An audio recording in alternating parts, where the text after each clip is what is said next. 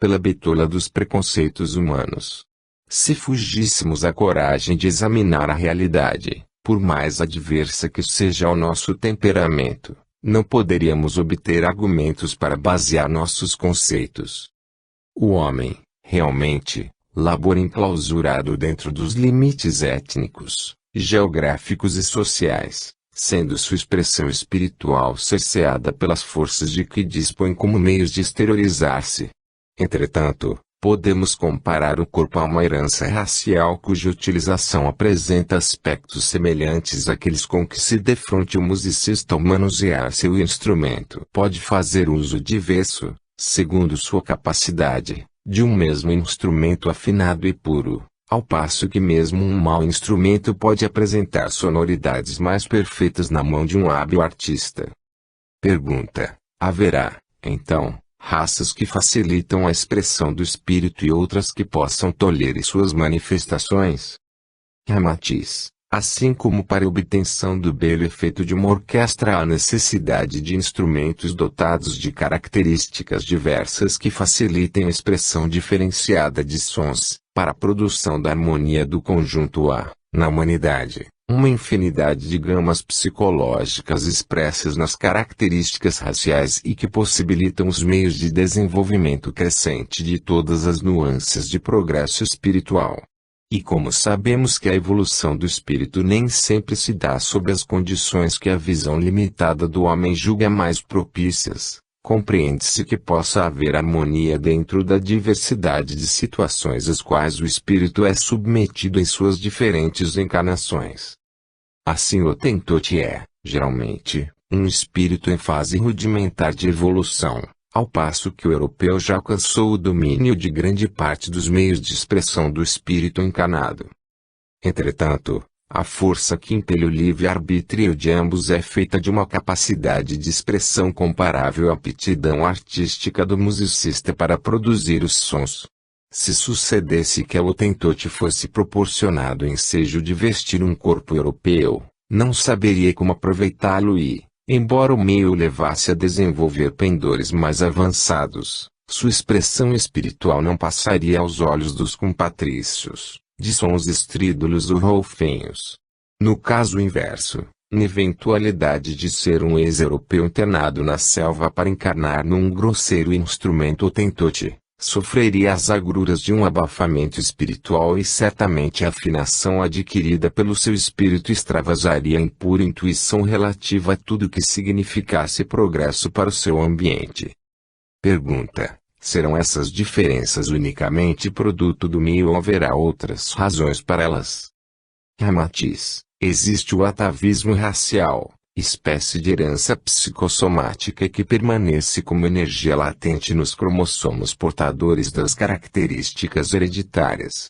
Como sabemos, a influência do espírito sobre a matéria é decisiva e, quando uma coletividade se entrega ao cultivo de determinados valores, impregna as organizações físicas de seus componentes com o magnetismo capaz de imprimir nas células orgânicas os impulsos energéticos que se exteriorizarão sob a forma de tendências coletivas, a se expressarem mais ou menos intensamente em cada indivíduo. Pergunta: poderão essas características do atavismo racial ser fator decisivo nos destinos dos povos? Ramatiz: sim, desde que seus componentes se submetam documente a elas, o que geralmente sucede. Pergunta: como interpretar esses fatos no caso particular do Brasil? Ramatiz: o Brasil é o único país do mundo onde o amálgama racial se faz sem grandes restrições. Considerado durante muito tempo pelos colonizadores como local de estadia temporária, em seu ambiente todas as situações eram admissíveis e uma forma de tolerância desenvolveu-se, se bem que sob bases negativas. O homem branco suportou o contato com o negro a ponto de estabelecer relações estreitas, inclusive de cruzamento racial, e, longe da metrópole, tais fatos eram incluídos no rol dos acontecimentos normais. A raça lusitana, se bem que envergando o porte dos senhores, não deixou de transbordar afetividade, no grau exuberante que lhe é característico, quando encontrou a ingênua dedicação e humildade da mulher cativa. E se o senhor branco, o privilegiado da cor, desceu a esse contato, selou com sua aprovação evidente o anseio de irmanação latente nas almas rudes dos negros e dos selvagens. Iniciou-se assim a formação do amálgama racial sobre o qual o tempo se incumbiria de depositar elementos novos, provenientes de todas as partes do mundo. As consequências de tais ocorrências perduram até hoje na índole despreocupada do brasileiro, que vive em função do momento que passa, sem fornecer a si mesmo planejamentos para o futuro, como se sua terra continuasse a ser o Eldorado ao qual nenhuma cooperação especial devesse ser dada com vista ao porvir. O europeu responsável pela formação psicológica do que convencionaremos chamar a raça brasileira, lançou a semente da conduta desavisada por considerar a terra conquistada local onde nada criaria raízes. As duas raças que se lhe associaram foram incapazes de ultrapassar ou liderar os raciocínios do homem branco e seguiram-lhe documente as pegadas. Mais do que o atavismo racial, influiu na formação da alma brasileira a atitude psicológica do líder da sociedade nascente, o europeu displicente e ganancioso, que em sua terra era cristão e respeitável, mas que no Brasil só via uma fonte inesgotável de lucros e prazeres inconfessáveis. Essa distorção psicológica produziu uma atmosfera de displicência em relação aos valores morais e cívicos a impregnar todo o jovem ser que surgia. Nos primeiros anos de sua existência alimentava-se na formação de valores espirituais negativos e via tudo o que o cercava com a ânsia de auferir vantagens, num esquecimento absoluto das noções de disciplina, trabalho e previsão, relacionadas com o engrandecimento da nacionalidade. Pergunta: embora compreendamos que o fator psicológico é o mais importante, gostaríamos de saber qual é a parte desempenhada pelo atavismo racial na formação do povo brasileiro. Ramatiz: nosso objetivo nesse trabalho é favorecer a compreensão, tanto dos aspectos negativos quanto dos positivos, a fim de abrir horizontes novos àqueles que ainda não se entregaram a tais cogitações. Assim, procuramos colocar-nos em situação de neutralidade e imparcialidade tais que nos permitam falar com amor dos erros e com alegria dos acertos. Como já havíamos afirmado, os povos caracterizam-se pelas tradições cultivadas, que impregnam cada um de seus componentes como uma aura capaz de influir nos traços gerais de sua formação. A resignação fatalista, a indolência e a cupidez originárias, respectivamente, do negro, do índio e do europeu, foram os fatores decisivos na composição áurica do povo brasileiro. Porém, como pelo princípio de polaridade, não há negativo que não possua seu correspondente positivo. A paciência surgiu como herança construtiva do povo oprimido, a altivez da independência, como embrião provindo da alma nômade do silvícola, e a cordialidade permaneceu como lastro positivo da índole fidalga do povo de além-mar. Por isso o brasileiro recebe bem o estrangeiro, mas é avesso à pressa que ele tem em renovar-lhe os métodos de vida, preferindo livremente suportar com paciência inclusive a própria impossibilidade de colocar-se na vanguarda dos povos civilizados. Pergunta: como devemos, pois, encarar o problema racial com relação ao progresso social do Brasil? Ramatiz: a vitória pertencerá sempre a quem souber esperar a consolidação dos valores espirituais em seu aspecto real. Por mais prolongada que seja a maturação de um povo, o verdadeiro objetivo de sua formação será alcançado se prevalecer em seu seio o aprendizado das virtudes evangélicas. Bem pouca atenção tem sido prestada entre os povos preocupados com a corrida do progresso material, as vantagens obtidas por aqueles que são os últimos no dizer de Jesus. No anseio normal de afirmação diante do meio, distanciam-se do verdadeiro sentido do progresso que deve ser alcançado, preferencialmente no âmbito espiritual, para ver emprego adequado dos bens materiais. A situação do Brasil diante dos outros povos tem sido, por muito tempo, a de um povo inconsciente do seu próprio valor, sob o ponto de vista em que este é encarado por todos. Gigante adormecido e indolente aos olhos de seus irmãos terrenos, sua atitude psicológica não pode expressar mais nada para quem não vê. Há, porém, uma fermentação de valores que sentem e influenciam e que é perceptível às almas habituadas a lidar com os princípios espirituais. Nos povos, como nos homens, o futuro é mais ou menos promissor segundo o grau de sintonia com as verdades eternas e jamais será proporcional às aquisições onde prevalece a afirmação no plano material. A irregularidade do caráter brasileiro revela uma situação de instabilidade que o livra da cristalização em torno de conceitos mundialmente reconhecidos como verdadeiros, mas que, na realidade, apresentam uma hipertrofia de aspectos que, em sua real medida, seriam úteis. Assim, a indolência risonha e despreocupada como característica coletiva será substituída, aos poucos, por uma tranquila observação dos fatos e um gradativo ajustamento ao ritmo veloz do progresso, sem permitir, porém, que o espírito brasileiro seja arrastado na voragem dos acontecimentos que enredam os povos essencialmente dinâmicos. Restará sempre uma tendência para observar os fatos sem se deixar arrastar por eles, uma confiança no valor da liberdade individual que não pode ser prejudicada, nem mesmo com vista a uma conquista de situação no âmbito do progresso coletivo. A aparente rebeldia do elemento nacional contra o turbilhão avassalador do progresso material produz no caráter brasileiro uma faceta pitoresca aos olhos do bom observador. Embora a cupidez o impulsione a invejar a situação privilegiada do estrangeiro disciplinado no culto aos valores do trabalho como a um deus entronizado e iracundo, sua índole irrequieta é completamente incompatível com esse culto monástico ao deus do progresso material, considerado o Zeus do Olimpo moderno.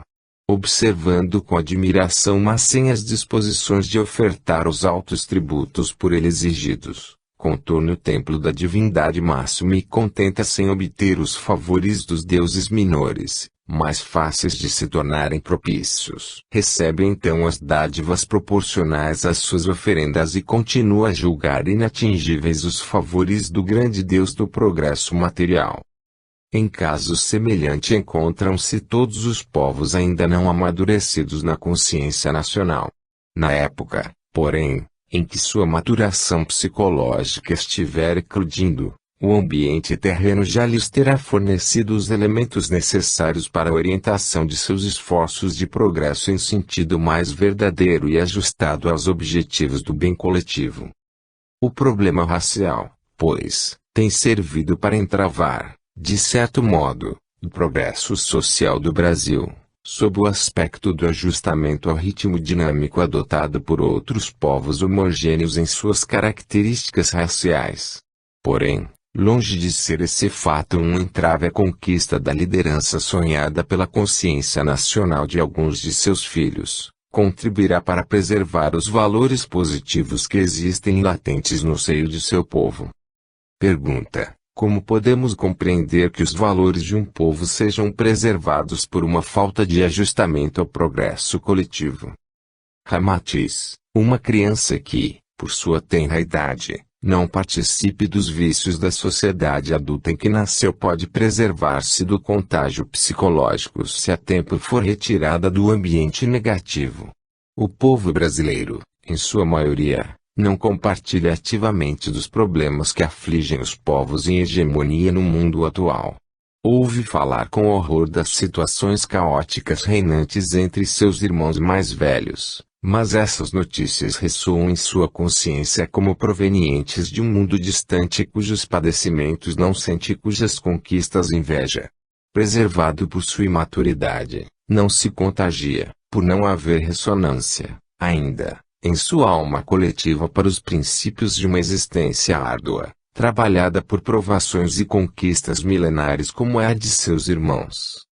Com o correr do tempo, os fatos se incumbirão de apontar as deficiências do sistema de vida adotado pelos atuais líderes planetários e, Quando os valores adormecidos do povo brasileiro forem despertados por uma contingência natural de evolução, o panorama mundial estará modificado a ponto de proporcionar uma compreensão diferente dos princípios morais que devem, realmente, ser cultivados por um povo cristão. Pergunta: há alguma razão para ser confiada ao povo brasileiro a missão de exemplificar os ensinamentos evangélicos no futuro? Após a grande transformação do final dos tempos, não será possível a qualquer povo a devida transformação para acomodar-se às verdades eternas. Ramatiz: após as grandes provações coletivas, não será mais possível a quem quer que seja permanecer em oposição organizada ao bem coletivo, pois o ambiente terreno será saneado e a catástrofe se incumbirá de evidenciar de tal forma os erros contumazes do homem terreno que os mais inertes espiritualmente falando não conseguirão se furtar ao imperativo de definir-se em favor da renovação imprescindível. Entretanto, como é fácil compreender, aos povos antigos seria mais difícil obter liderança num setor de realizações em que são exigidas virtudes antagônicas à sua expressão psicológica habitual. Os choques aos quais será a humanidade submetida impressionarão a todos, porém a alma dos povos ainda na adolescência espiritual estará mais apta a absorver os valores da nova era. Assim como o espírito do homem avançado em anos conserva automatismos que o impedem de assimilar com facilidade novos conceitos, também caberá à juventude espiritual do planeta aproveitar, em maior profundidade, os ensinamentos futuros. Os povos que estiverem em fase de consolidação de princípios psicológicos respirarão em uma atmosfera de realidades apocalípticas, quando a luz não mais puder ser velada pelas falsas concepções humanas. Pergunta: não seria mais fácil ao povo brasileiro obter vitória em sua missão evangélica se possuísse uma origem étnica homogênea, proveniente de uma das grandes raças existentes na Terra? Ramatiz: os ramos étnicos mais favorecidos da Terra tiveram todos os elementos necessários a essa liderança evangélica e só conseguiram realizá-la em parcela tão limitada que se tornou caótica a situação espiritual terrena. Em consequência, deturpou-se de tal forma o panorama psicológico no qual se movimentam que desenvolveram em torno de si uma aura impenetrável os princípios evangélicos mais profundos e verdadeiramente sentidos. Há um verniz de cristianização a envolvê-los de permeio com tal soma de impurezas que se transformou numa crosta impermeável aos efeitos da luz. Embora contem com preciosas aptidões no campo da realização, como entidades afinadas aos valores da razão e da disciplina, não se encontram capacitados para liderar um movimento de cunho essencialmente evangélico. O amor cristão transformou-se para eles num privilégio a cuja conquista só os santos são capazes de pagar tributo. Se o povo brasileiro tivesse recebido a herança exclusiva de um desses ramos étnicos, estaria envolto em suas características psicológicas. Houve necessidade de formar um amálgama racial que neutralizasse a hipertrofia dos princípios contrários ao amor crístico. Pergunta: como compreender este processo de neutralização dos princípios contrários ao amor crístico? Ramatiz: consideramos princípios contrários ao amor crístico sentimentos de orgulho e egoísmo que se revelam sutilmente disfarçados sob a forma de características naturais, como sejam o preconceito racial e a busca frenética de segurança no plano material. Os elementos étnicos formadores do povo brasileiro fundiram-se com o objetivo de proporcionar um ambiente no qual fosse impossível a predominância daquelas características negativas. Sendo sua coletividade heterogênea, neutralizou-se o orgulho racial tão decantado como característica positiva de um povo, mas que, na realidade, constitui forte incentivo à egolatria. O povo brasileiro, por sentir-se desprovido das virtudes geralmente consideradas indispensáveis à formação de uma raça vitoriosa, furta-se a cristalização mental em torno de antigos vícios de um nacionalismo estreito e permite a penetração de valores de fraternidade, inexistentes em outras coletividades. Vencidos encontram-se aqueles que, entregues ao culto da ilusão, entronizam os valores transitórios acima dos eternos.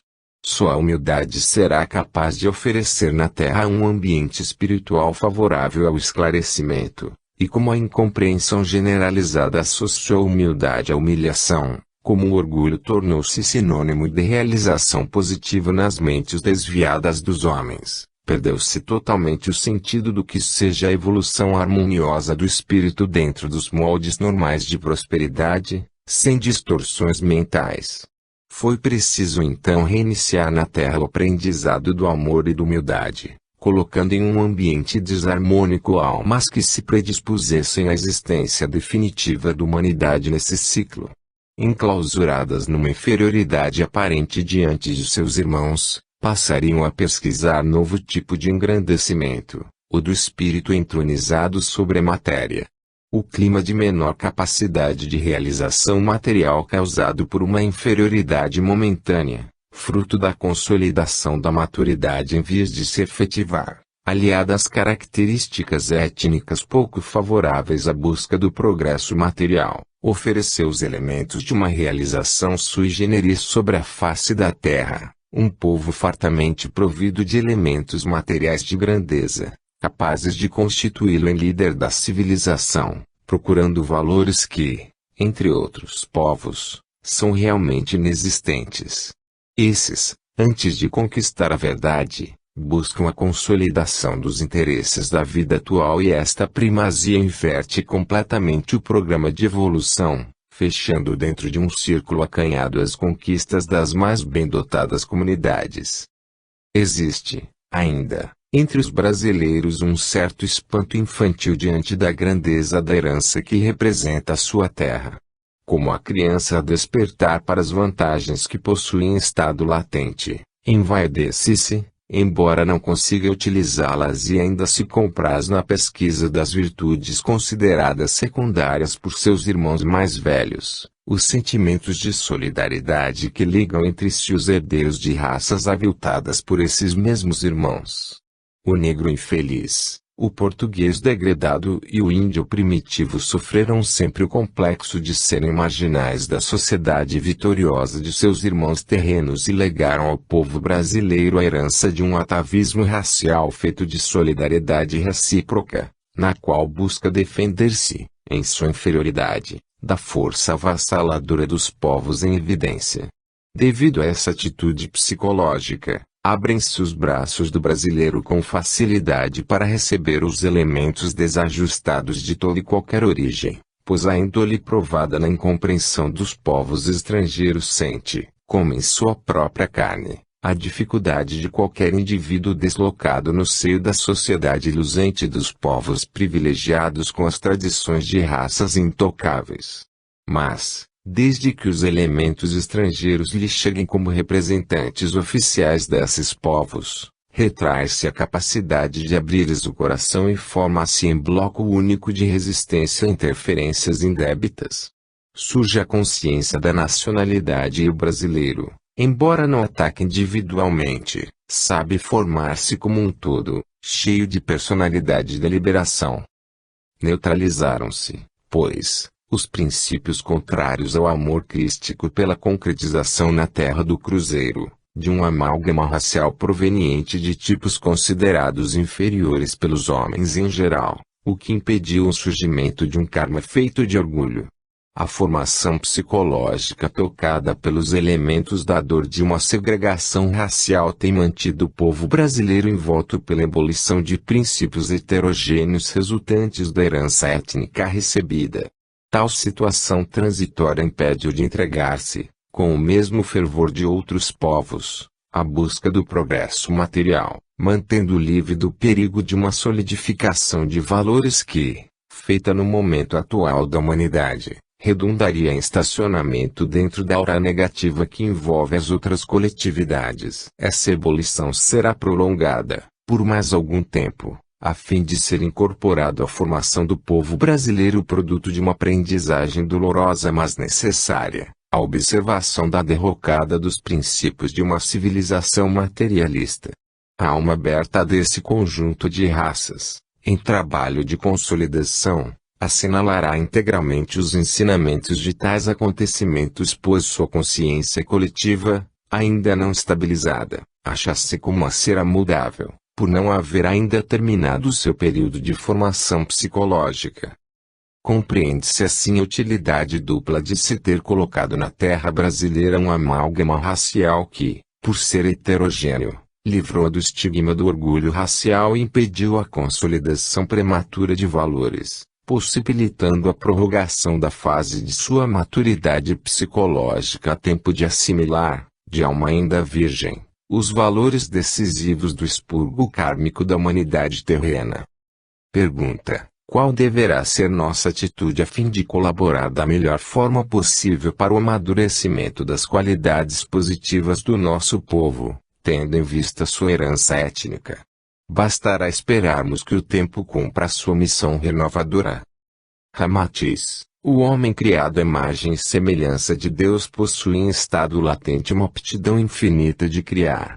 Essa capacidade pode expressar-se indefinidamente em pensamentos e atos ocasionais e contraditórios ou ser exercida disciplinada e inteligentemente com o objetivo de colaborar numa concretização mais perfeita dos desígnios eternos. Esta última hipótese pertence aos que já têm olhos de ver e só a eles será possível auxiliar o reerguimento geral. Para satisfazer o anseio de estimular a evolução do povo brasileiro, será preciso obter uma oportuna divulgação dos valores a serem alcançados. Como a incompreensão dos letrados, em sua grande maioria, utiliza-se com eficiência lamentável da plasticidade natural dos que nada realizaram no campo do autoaprimoramento intelectual, será necessário despender um duplo esforço, atacando ambas as frentes de batalha. A argumentação lógica para os que possuem dotes intelectuais desenvolvidos, num duelo em que utilizaremos fraternalmente as suas próprias armas, e o amparo sistemático e amoroso aos que se encontram vergados sob o peso de uma encarnação desprovida dos benefícios da razão iluminada. A estes últimos, chegaremos através do amor, àqueles, por intermédio da razão apoiada nas vibrações de uma dedicação incondicional ao bem. Em nossa escola filosófica de amor cristão, tanto oremos lições para proporcionar ao oprimido como ao opressor, ao egoísta como ao amorável, ao ilustrado como ao analfabeto. Sobretudo pela capacidade de exemplificar essas lições, fortaleceremos a corrente de forças positivas que impulsionam o progresso da alma coletiva do povo em formação, inoculando-lhe os germes vivos, porque atuantes, das verdades eternas.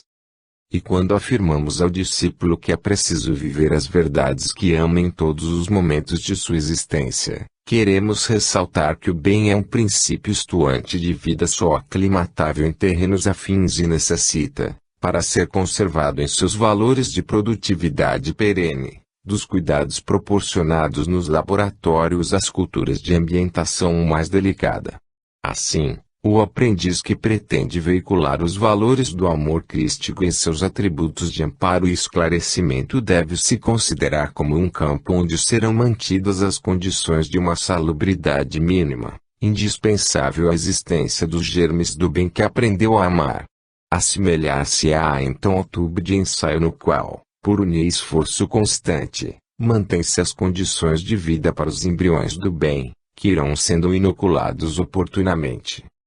Ao ódio responderá com amor, a incompreensão contumaz replicará com o silêncio da atividade benfeitora, a indiferença em relação aos valores eternos fornecerá os elementos de meditação de uma realização cheia de renúncia e boa vontade.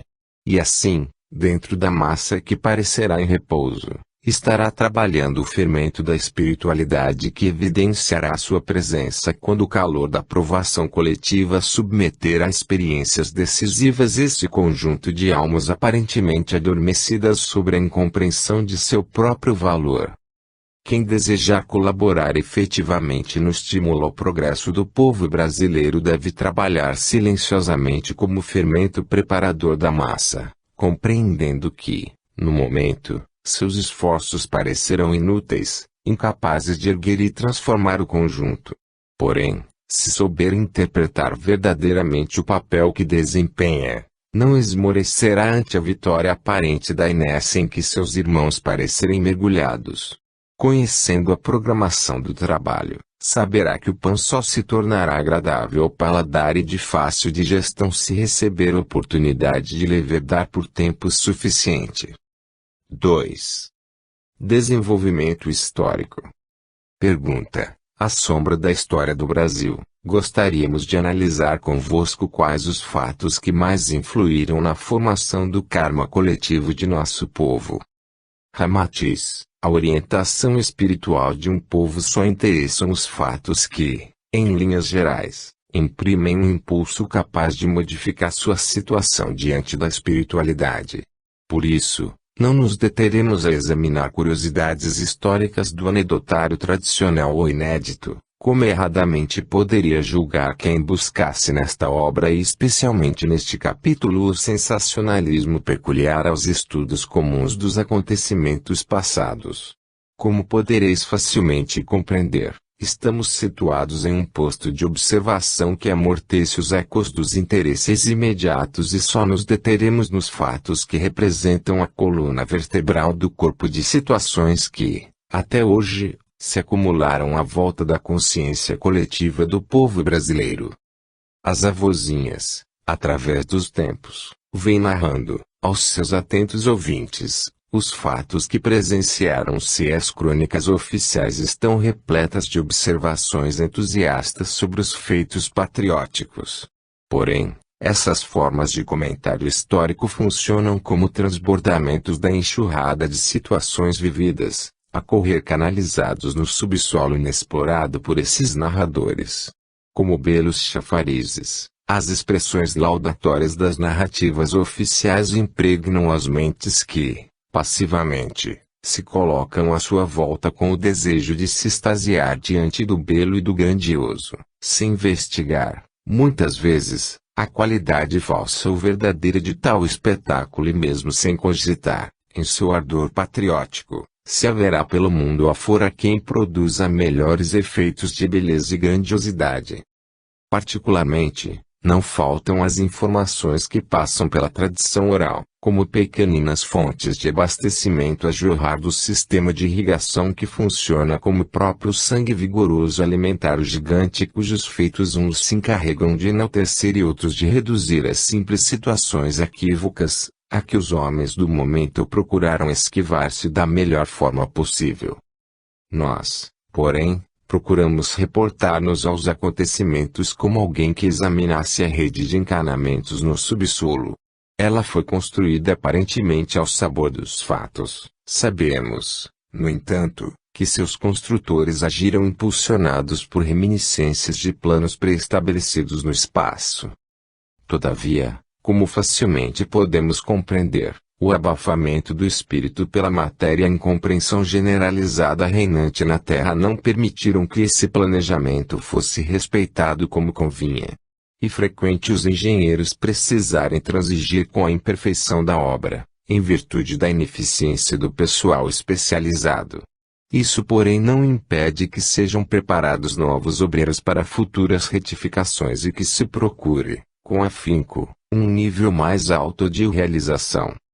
A história do Brasil está repleta de fatos confirmadores de sua predestinação pacífica e memorável. É no estudo desses momentos históricos decisivos que nos deteremos, atendendo ao objetivo desta obra. Não nos restam lazeres para o exame de situações pitorescas ou de casos que não hajam influído de forma marcante no karma coletivo do povo brasileiro.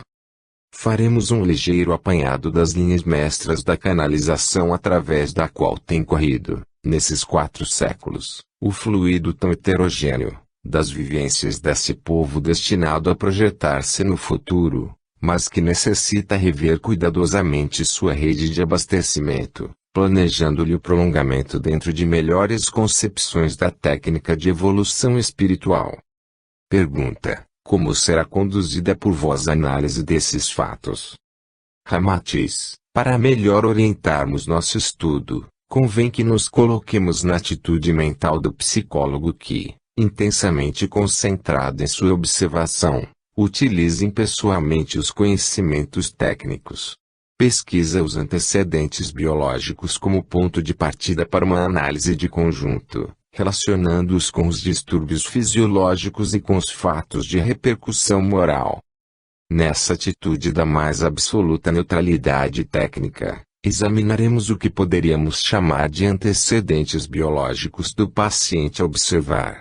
Sabemos que se trata de um adolescente em plena crise de adaptação e indagaremos sobre os fatos relacionados ao seu nascimento.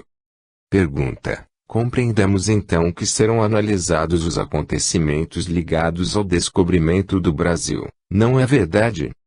Ramatiz: penetrando a atmosfera efervescente de atividades do século XV, identificaremos a expectativa dos que se interessavam diretamente em acompanhar os fatos comparáveis aos meses de gestação do que se supunha ser um belo infante.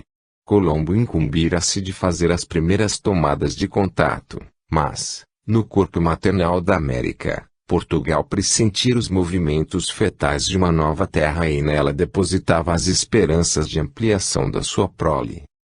São feitos os preparativos necessários e o cirurgião competente encarrega-se de cortar o cordão umbilical ao retirar das entranhas da obscuridade histórica o mais belo rebento que Portugal já possuíra. Pergunta: quais as consequências psicológicas de tal fato?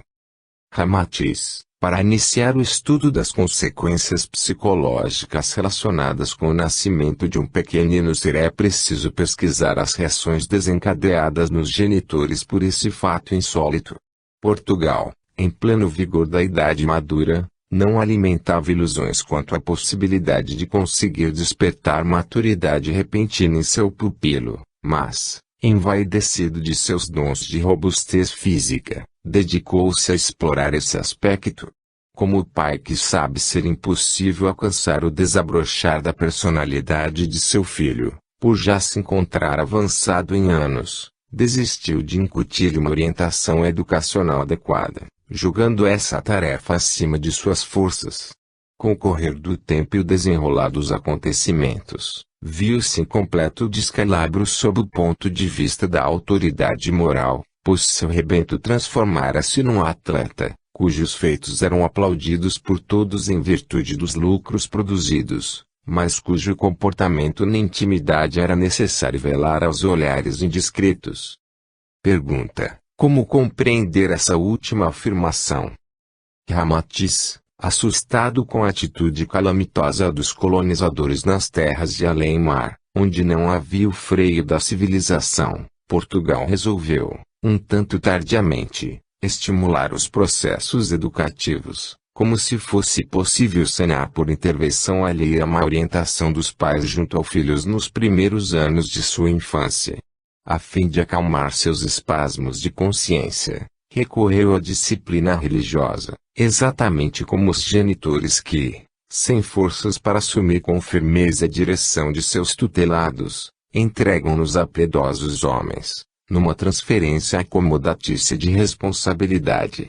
Entretanto, a argúcia psicológica dos pequeninos percebe nada a ter mudado em suas relações com os pais, limitando-se a adquirir hábitos de simulação que são levados à conta de progresso efetivo. Nessa atitude, fazem uso de um direito hereditário à acomodação utilitária e é frequente que tudo permaneça numa paz aparente, promissora de uma solução mais fácil. No entanto, os anos se encarregarão de mostrar os malefícios de tal proceder que, não obstante, só serão perceptíveis a quem souber relacionar entre os seus fatos remotos de uma infância mal orientada. Pergunta: haverá meios de sanar as dificuldades causadas pela repercussão dessa linha de conduta na personalidade adulta? Ou a falta de orientação educacional na infância é um mal de consequências inevitáveis? Ramatiz: o Senhor permite sempre a recuperação, alcançada na medida exata do esforço dispendido. Se não houvesse meios de deter as consequências de um mau início, não haveria utilidade em estudarmos as deficiências e teríamos que admitir a existência do inferno para os irrecuperáveis. O processo, porém, é prolongado e a desilusão chega facilmente às almas bitoladas no âmbito de uma única vida. Eis a razão pela qual precisamos insistir no aspecto espiritual do problema da evolução histórica do povo brasileiro, para deixar bem marcadas as impressões palmares desse gigante através dos séculos. Como o detetive interessado em reconstituir os fatos a fim de obter conclusões, mediremos as pegadas dessa trajetória secular e veremos, pela amplitude dos passos já executados, qual a capacidade de locomoção que o futuro lhe reserva. Só assim conseguiremos uma impressão mais exata das possibilidades latentes do jovem bisonho, que observamos diante de nós. Não agiremos como observadores desavisados e incapazes de maior penetração psicológica, a fazer negras previsões diante dos ademanes desgraciosos do adolescente inábil. Desejamos, mais como um amigo, repetir aos seus ouvidos as palavras de estímulo baseadas na consciência plena de sua capacidade de recuperação e estamos certos de que a reação será tanto mais favorável quanto mais capazes forem as orientações que seguidamente lhe sejam proporcionadas. Pergunta: nossa curiosidade, desperta pelas vossas palavras, desejaria identificar os fatos que serão analisados. Ramatiz: o nascituro robusto que surgiu aos olhos do mundo no século XV, enchendo de espanto seus descobridores, principiou a tarefa de equilibrar-se sobre os próprios pés, mas tão larga era sua envergadura que foi preciso mobilizar vários preceptores ao mesmo tempo para auxiliarem o desenvolvimento de seus primeiros passos. Frequentemente, em sua insegurança infantil, ameaçava esmagar os que tentavam ampará-lo e houve quem se prevalecesse desse fato para declarar inaptos seus tutores. A França e a Holanda, vizinhos mais hábeis na técnica educacional, pretenderam interferir decisivamente, retirando a Portugal o pátrio poder. Não contavam, porém, com a força do instinto que atrai os filhos para os pais.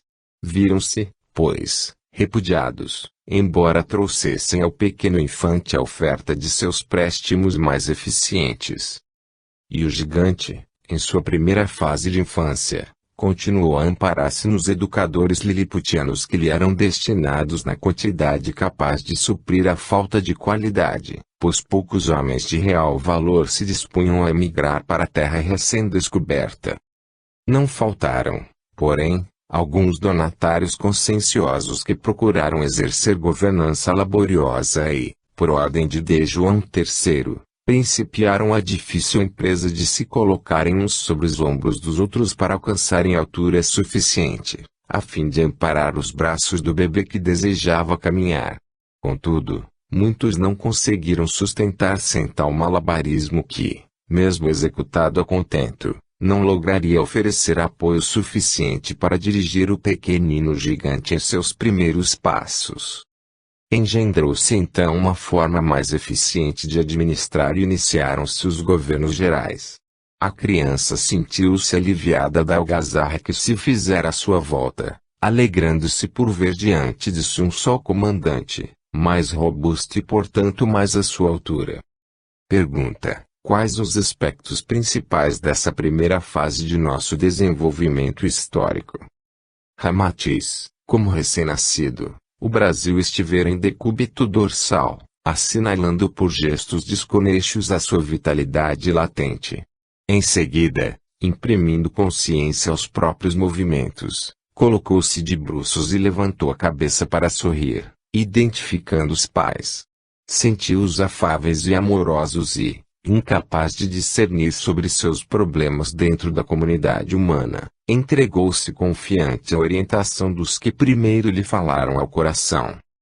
Em seguida veio a fase em que já lhe era possível escolher as próprias companhias e estabelecer comparações entre modus vivendi adotado em seu próprio lar e as diretrizes mais amplas que norteavam a existência de seus contemporâneos. A cada incursão de reconhecimento retornava mais cabisbaixo e insatisfeito.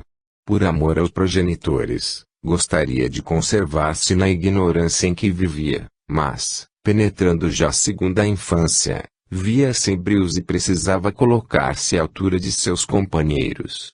A América do Norte declarara sua independência. A França era uma incitação constante à liberdade e os direitos do homem. O mundo avançava e era necessário obter autonomia, mesmo que isso custasse o rompimento com a austera intransigência paterna. O menino ainda não penetrara a adolescência e já clamava contra as imposições do regime retrógrado de seus responsáveis. Debatia-se, pois sua visão ultrapassava já o âmbito estreito da casa paterna. Porém, como sempre sucede em tais casos, por mais perfeita que seja a inconfidência, tem pouca envergadura os braços do pequenino para se livrarem dos pulsos fortes dos progenitores, que terminam por submetê-lo após toda a grande tentativa de libertação. Entretanto, com a inconfidência mineira, consolidou-se o anseio que aguardaria a hora adequada para concretizar o sonho tão acariciado, a independência. Pergunta: qual teria sido o destino do Brasil caso se realizassem os desejos dos inconfidentes? Ramatiz, Tiradentes e seus companheiros foram precursores, no Brasil, de uma ideia que germinava espontaneamente em todo o planeta. Sua missão consistia em personificar um conjunto de ideias e defendê-las para que se desenvolvessem oportunamente. Nos anais da espiritualidade jamais existiu exemplo de planejamento que incluísse movimentos armados e, como o Brasil vem sendo preparado para uma missão essencialmente pacífica, houve sempre o maior cuidado em preservá-lo das conquistas sanguinolentas. No momento em que os movimentos renovadores descambam para o âmbito da violência, enfraquecem, pois fogem à orientação que lhes foi impressa no espaço. Em sua retina espiritual, o mártir da independência sentiu essa distorção dos planos pré-estabelecidos e, como líder do projeto belicoso, tomou-se a responsabilidade declarada do movimento. Reconhecia em seus companheiros o idealismo que os teria tornado capazes de semear as ideias generosas, esperando que o tempo se incumbisse de desenvolvê-las, e encerrou o capítulo frustrado daquela revolta, penitenciando-se por se ter negado a esperar. Podemos aquilatar das consequências dessa libertação prematura se nos reportarmos às situações vividas pelos meninos que cedo se libertam de qualquer tutela, entregando-se à vadiagem nas ruas. Só os excepcionalmente dotados são capazes de fugir às influências negativas e se tornarem homens de bem. Em geral, o que sucede é a desagregação de toda a conquista educacional semi-consolidada no verdor da segunda infância. Por mais dignos de respeito e admiração, os inconfidentes, com uma independência precoce, teriam causado o desmembramento do território brasileiro, facilitando a dominação estrangeira e a fragmentação do povo que está destinado a manter-se coeso para uma missão de fraternidade no futuro. Pergunta: haverá então uma época predeterminada para a eclosão de nossa autonomia entre os povos?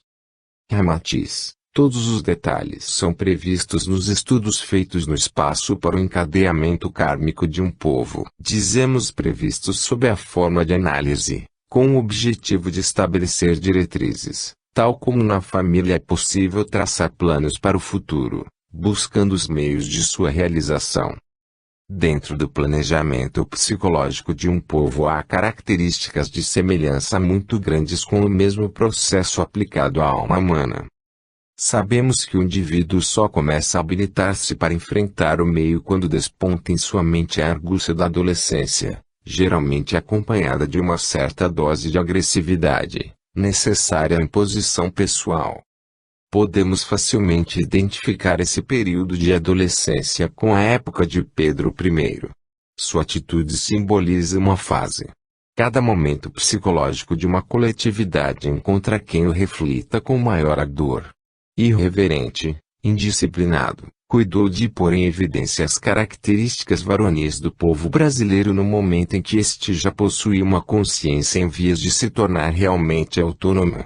José Bonifácio, colocado a seu lado, teve por missão ser porta-voz da sobriedade, com uma memória que alerta o adolescente em relação aos conceitos de equilíbrio herdados dos ensinamentos paternos.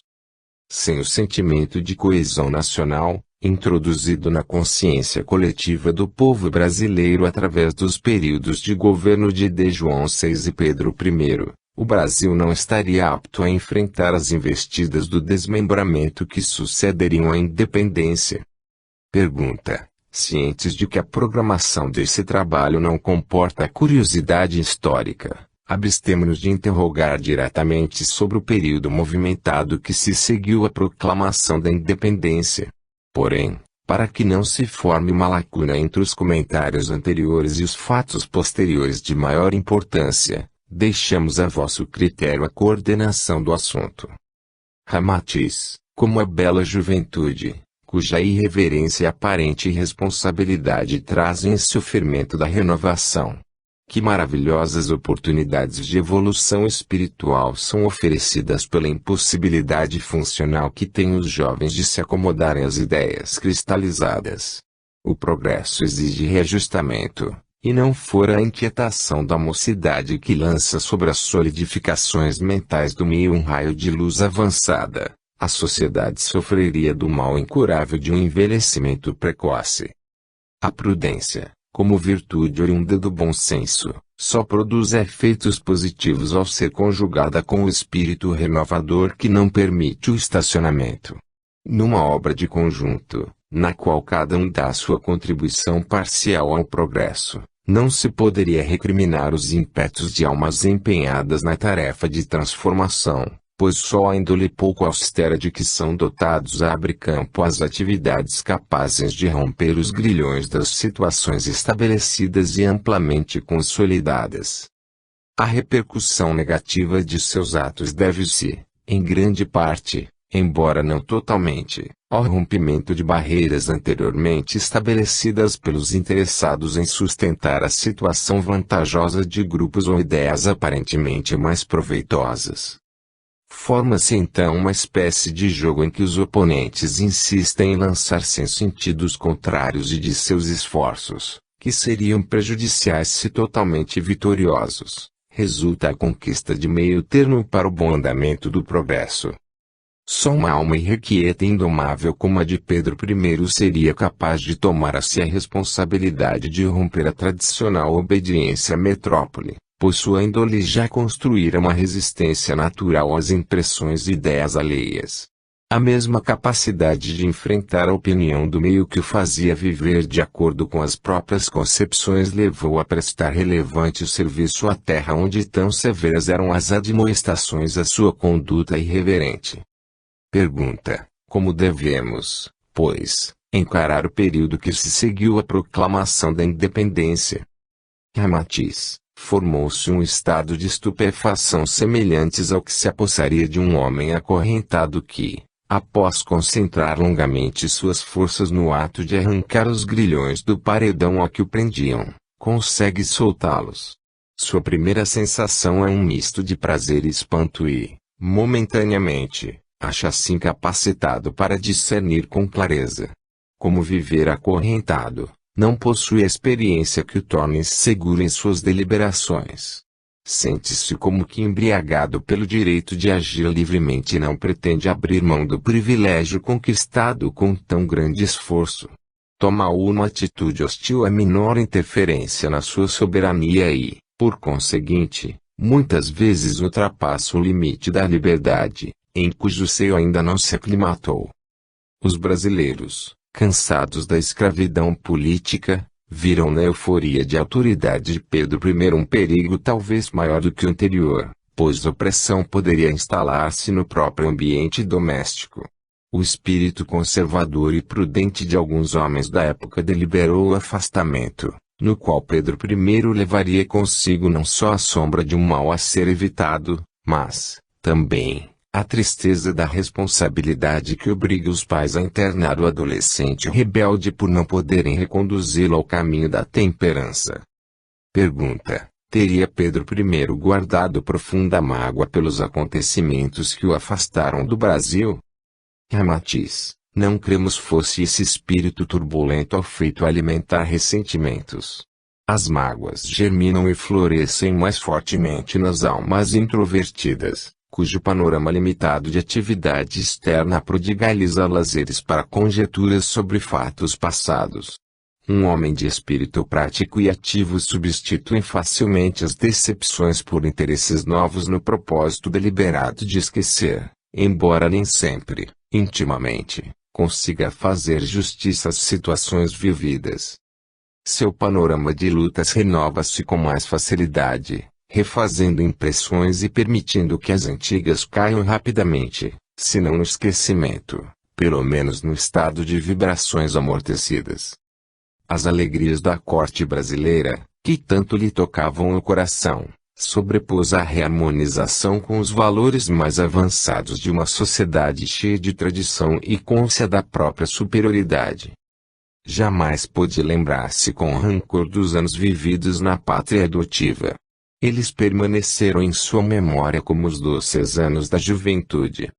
Pergunta: para iniciarmos o estudo de um novo período da história do Brasil, gostaríamos de conhecer vossas considerações sobre o Segundo Império. Ramatiz: foi um período de marcante vitória da espiritualidade sobre a terra brasileira. Venerável figura de monarca liberal, generoso e seguro em seus princípios cristãos, Pedro II teve, durante meio século, oportunidade de colocar sobre um trono virtudes que raramente o adornam. Exemplo de retidão e soberania espiritual, conseguiu realizar na terra o ideal dificilmente concretizado de um governante honrado por seus súditos, com reais motivos para isso. Na intimidade, confessou-se muitas vezes incapaz de arcar com a responsabilidade de dirigir a pátria convulsionada por desinteligências e graves lutas internas e externas. Como servos sinceros do bem, dando de si tudo que possuía, considerava pequenas as suas possibilidades diante da extensão da obra. Bem pouco, porém, podia avaliar suas próprias qualidades, pois, sendo elas dons naturais, não se dava conta da influência profunda que exercia à sua volta. Espírito de escola, envolvia toda uma época numa aura de serenidade paternal, abrindo campo às atitudes nobres nos contemporâneos que se inspiravam inconscientemente em sua irradiação harmoniosa. As coletividades são intensamente influenciadas pelos seus dirigentes, não só por lhes estarem sujeitas às deliberações como por serem suas vidas insensivelmente imantadas a quem as orienta. Os olhos de um povo estão instintivamente fixos em seus líderes, para bendizê-los ou criticá-los. No primeiro caso, as vibrações positivas do amor que inspiram estimulam o desenvolvimento harmonioso das tarefas executadas. No segundo, contribuem para enfraquecer o entusiasmo e, muitas vezes, disseminam o desinteresse ou o desânimo. Desse modo, bem podeis imaginar o que representou para o Brasil o período durante o qual teve diante de sua alma coletiva a figura veneranda do patriarca sereno, modesto e cristão que a orientação espiritual do planeta legou ao Brasil para modelo das virtudes cívicas e humanas. Pergunta: quais os fatos principais de seu governo, à luz da espiritualidade? Ramatiz: todo homem é produto do entrosamento das influências do meio sobre sua índole espiritual. As diretrizes básicas de sua conduta definem-se no ponto em que essas duas forças se cruzam como duas coordenadas. Elas formam um ângulo dentro do qual vão sendo marcados, na horizontal, os impulsos do plano material onde ele vive e, na vertical, os avanços mais ou menos largos da mente e da sensibilidade consciente e subconsciente.